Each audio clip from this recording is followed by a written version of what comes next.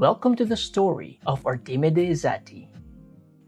Artemide Zatti was born on October 12, 1880 in Boretto, a small town in the Emilia-Romagna region in northern Italy.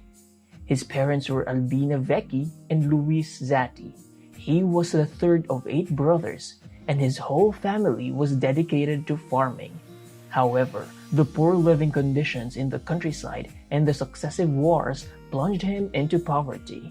This is why in 1897, like many Italian families at that time, the Zattis emigrated to Argentina in search for a better future. They settled in the city of Bahia Blanca in the northern region of Argentine Patagonia. Driven by economic needs, Artemide started working as a factory worker. Far from his native land, Zatti started frequenting the parish of the Salesians dedicated to helping the poor and the sick. There he learned the life of its founder, Don Bosco, and befriended the parish priest, Don Carlos Cavalli. With this saintly parish priest, Artemide began to dream of his Salesian vocation. At 20, with a lot of effort, he entered the Salesian seminary of Bernal. He resumed his primary studies there. During these years, among his responsibilities was the care of a priest suffering from tuberculosis, and Artemide was infected by it. To take care of his health, in 1902, he was sent to the hospital in San Jose that the Salesians had in Viedma, Argentinian Patagonia.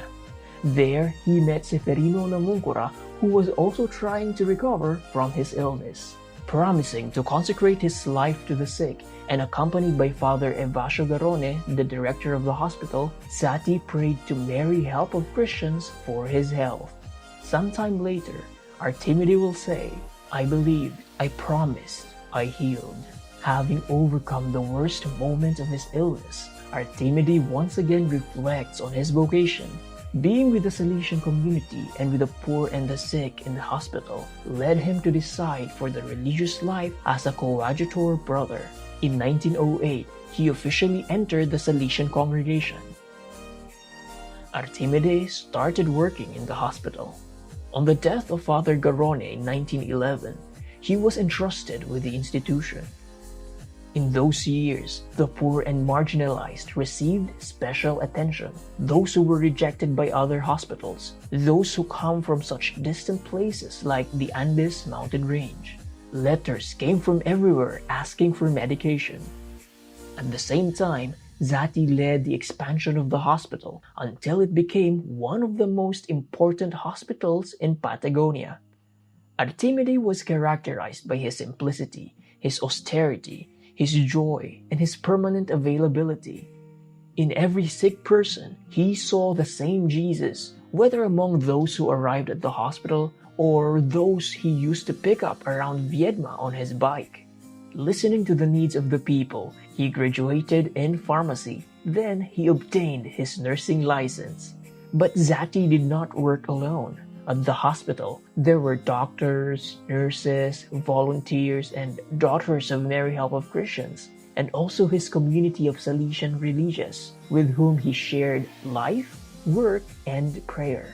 In 1934, Zatti was chosen to go to Italy to take part in the canonization of Don Bosco. The whole town of Viedma was delighted with this recognition.